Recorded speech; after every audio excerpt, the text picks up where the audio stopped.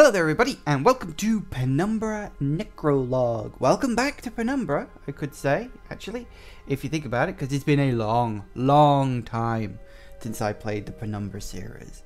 The original games, the original games were some of the first Let's Plays I did on this channel. Oh, so many years ago. Oh, I'm an old man now. I was young and carefree back then. Well, maybe not carefree, but I was definitely younger. But anyway, so this is Penumbra Necrologue. Now, this is a fan-made continuation slash sequel to the original Penumbra trilogy, created by those glorious geniuses at Frictional Games. Now, a couple of things to point out. Firstly, as I said, this is a direct continuation of the original Penumbra trilogy. So if you have not played, or at least watched videos of the original Penumbra trilogy, I highly recommend you go and do that before you watch this. I've got all three games in my, if you go to playlist Penumbra, it's right there. You can watch them all, and you can listen to me several years ago, and how completely different I was as a Let's Player, kind of as a person as well. Yeah, things were different for me back then, and you can tell. I have moved the fuck on since then. But that's neither here nor there. So, if you haven't watched the previous Penumbra games, go and watch those videos. It's admittedly not my best work, but it's pretty decent for one of my earlier Let's Plays. And ignore the slightly wonky editing. I was doing something different back then and it didn't work out, so don't worry about it. So once you've watched those, you can come back here and start watching this. Now, as I said, this is a fan-made thing. I'm just going to get straight into it. It continues directly off where we left. The end of Requiem, or Black Plague, if you want to count Requiem as being real or not, I suppose is up to you. And only you decide what to do with this story. To consider it ravings of a madman, or a horrible fate of a friend. Fate that you wouldn't wish on your enemy. Should point out, I believe the developers of this game are Russian, based on the fact that the first version of this game had Russian voice actors in it. So it's probably Russian. The English, yeah, the English isn't the best. And even the voice acting is a little wonky.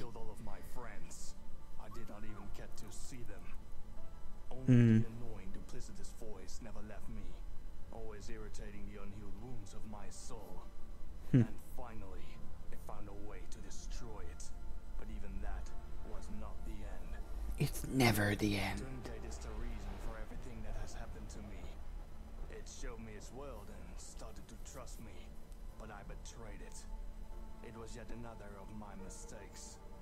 Surviving all this miraculously didn't make me lose my mind, but now I feel like I'm going insane after all. So I was just being quiet while that rambled on.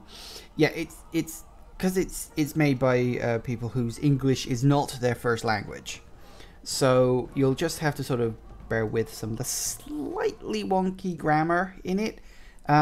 It's not terrible, and I will say the voice actors themselves do a fairly decent job of trying to recapture the original voices. Monkey, are you there? More or less. I know some people have problems with Clarence's voice actor. You're probably surprised that I'm back in your head.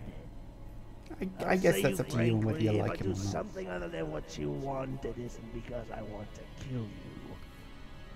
Yeah, I keep saying that you're too stupid to live because you're a brainless amoeba. But hey, think for yourself. Yeah. Pronunciation could be a little tricky too. I would do it as easy as I did with your blithering friend Swanson. Don't you forget that I'm in control of your senses? We'll get into this now eventually. Listen. carefully. Clarence starts blathering on. Sitting in your loggy head. Now I still prefer to go forward, not sit still. Or not Clarence, as I like to call him. Monkey. Because we play not Philip, we have to listen to not Clarence blathering on our head. And despite the fact she seemingly died at the end of Black Plague, apparently... No, hang on, wait. We need to... I know we can touch that. These things still act as like vague sort of checkpoints. I think they do anyway. Do we need to pick up the flashlight? Yes. Then we talk to the computer and we find that Not Swanson is still alive. Oh my god. I'm so glad you're alive. Yay! I didn't hear a word from you for a whole day or so. I'm so glad you're all right. Sorry, but I have to move constantly. That's why we haven't met yet. By the way, it turns out that I'm not infected. I left a note for you back then. It was so silly of me. I'm sorry. And yes, a notification from the main core of the shelter yesterday came on my computer. Well, on the computer which is near me. It appears that someone summoned some kind of expedition, and they're searching for survivors right now. They're sending a signal to all computers in the station, to people like me and you. Don't lose hope, and immediately move to them. So, I hope very much that we'll finally meet, and then I'm going to kiss you. Good luck. I'm sure it helped you before. So, yeah, they kind of retcon some things in this, because, you know, they have to. Your eyes are not deceiving you. Either you believe me or not. Yes, I've played a little with you, but only at the very end. And if I did this at the beginning, we both wouldn't be here now, would we? So take my word for it. It is a great pleasure. Seriously, shut the hell up, because I need to start talking now. So. But I don't want to disappear just because of your stupid monkey can't understand simple jokes. So, because this is a, it's, as I said, it's a fan-made mod for Amnesia. So, obviously, if you don't have Amnesia The Dark Decent, firstly, what is wrong with you? It's one of the best horror games ever made.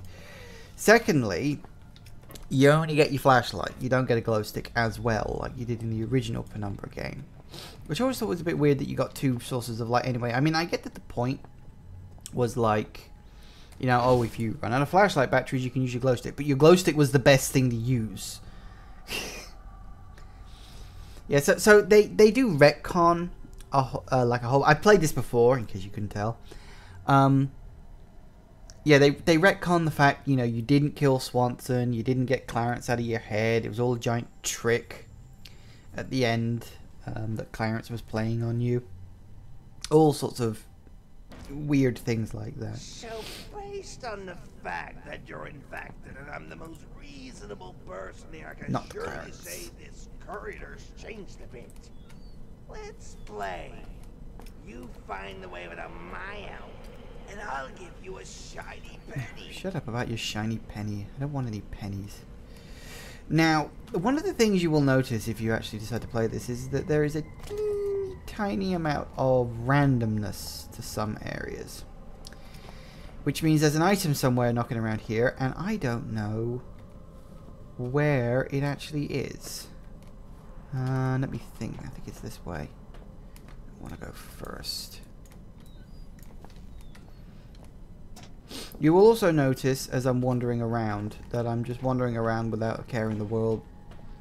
As if there's nothing there here. As if there's nothing around here that can harm me. Because there isn't.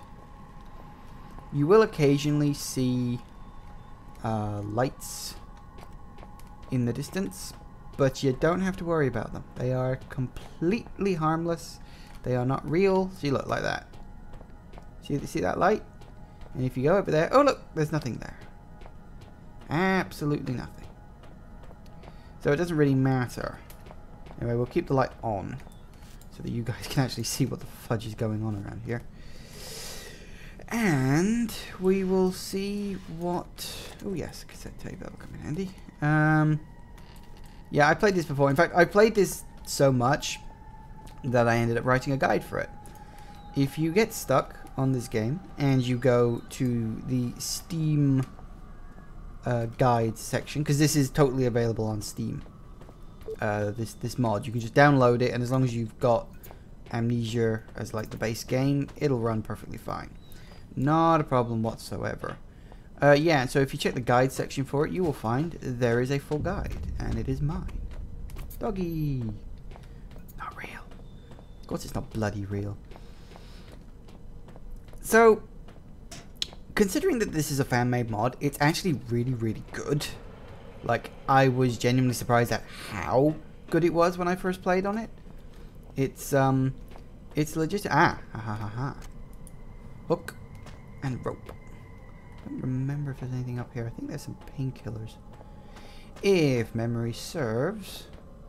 It's been a little bit of time since I last played this. After I wrote the guide, I'd kind of gamed out on it. You know how, like, you... Oh, batteries. There we go. Well, better than nothing. Come on. And it's frozen shut again, which means you can't go out there. One of the other things, actually, aside from the slight elements of randomness to the game, I'm not 100% sure which things are random. I have a few ideas in my head about which things are random, which things aren't random, and all that other stuff. Yeah, the lights, you can just ignore the lights, they're nothing. Anyway, we'll nip back in here and see what really happened to Swanson. Maybe. Sort of. The weird thing is that this mod was... I don't know if it was, like, massively popular or something, or if the people who made it are just, like, really, really big fans of the Penumbra games or something, because they made this mod, and then they made a sort of an expansion to the mod. So this mod has an expansion, and now they're working on a sequel, prequel kind of deal. Because you've got Necrologue, which is this one. And then you've got Twilight of the Archaic. It doesn't work. Oh dear, what a shame. Anyway, let's go check on Swanson. I can't remember where all the items are. Like I said, I wrote the guide, but that was a while back. No, nothing in there. Right, I'm stuck. Look! It wasn't Swanson. It was a zombie. She was never really dead. Yay! Maybe we can get that hug after all. If you actually believe you're going to get a happy ending out of this, you don't know Penumbra. Oh, nothing in there. What's that? Ah, I knew there was something around here. I knew there was some reason to walk in here other than the... Interestingly enough, this area is actually entirely optional, and they do that. There are several places in this mod, which is, again, a nice touch, that are completely optional. They are there purely for the reasons of just, you know, explore. You know, explore, have a look around, see what fun stuff you can discover. That's it. That's all they're there for. And again, I like that. You know, coupled with like the randomness, and you've got these optional areas, and all this other stuff. It makes it just nice. It makes it feel like it's an actual proper game and not just a fan-made mod. It's probably one of the best mods I've played in quite a while, actually.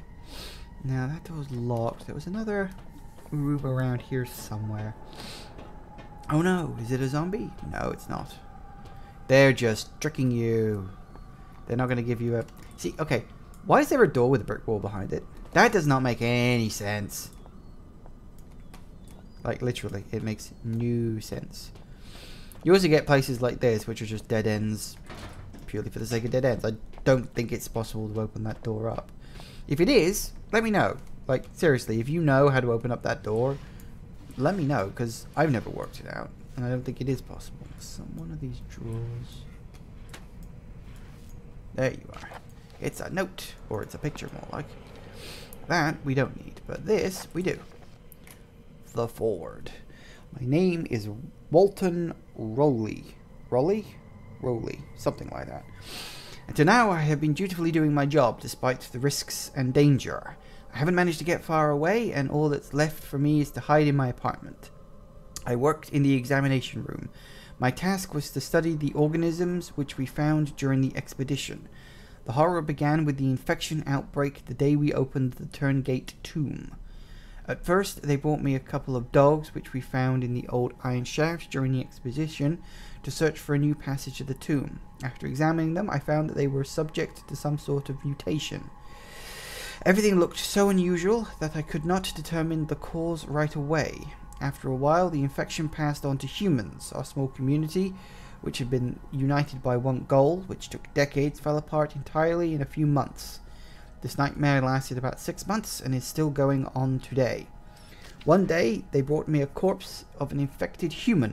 I was told that I had to study it and find an antidote. It was the first time that I saw this monster with my own eyes.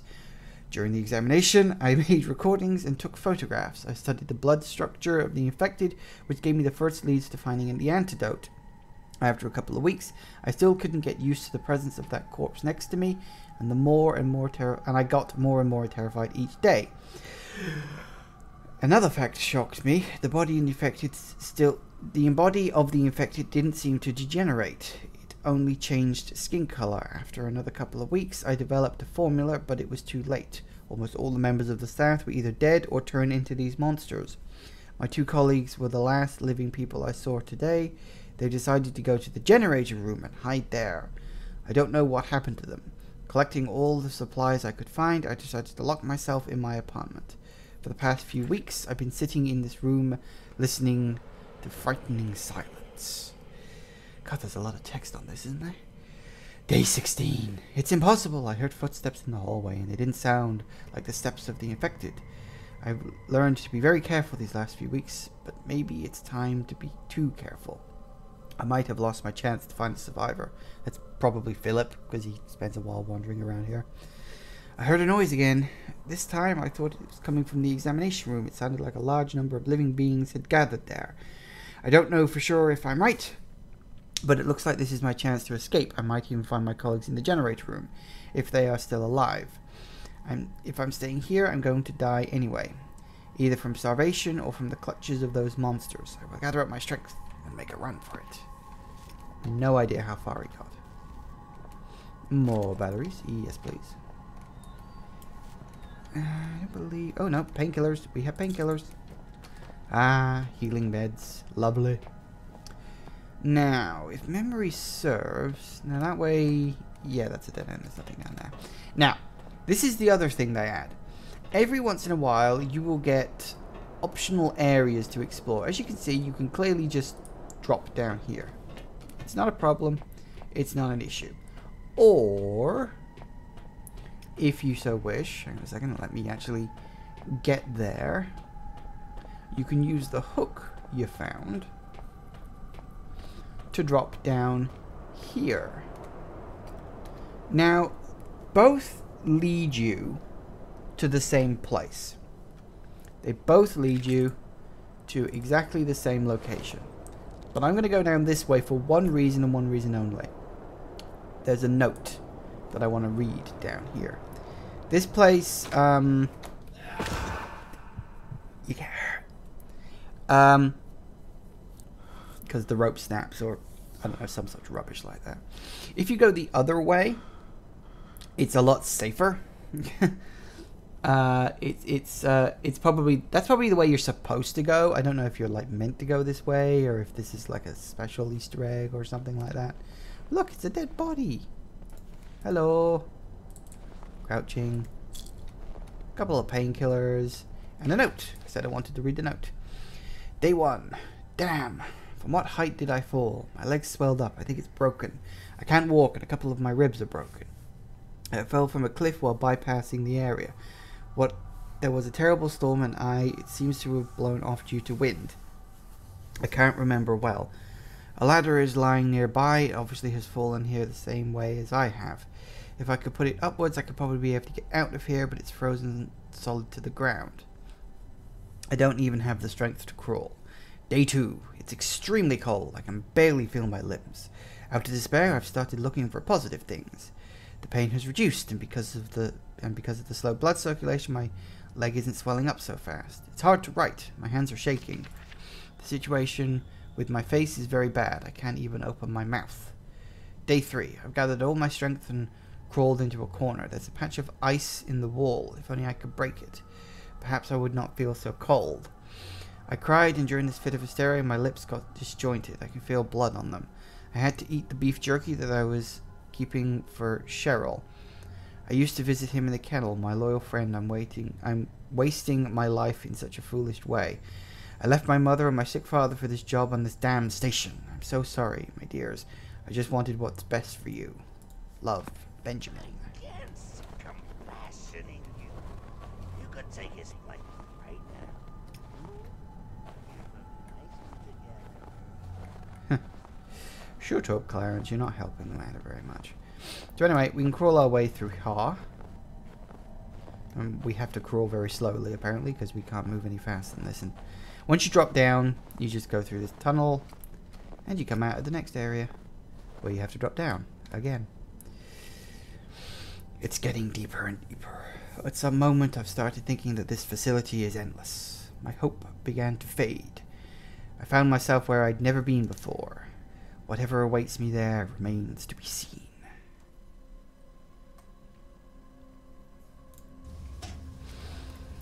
And unfortunately, we're completely out of time for this episode, so we shall continue in the next one. So, thank you all for watching, everybody. Please remember to like, to comment, and to subscribe, and I'll see you in the next part, guys. Bye!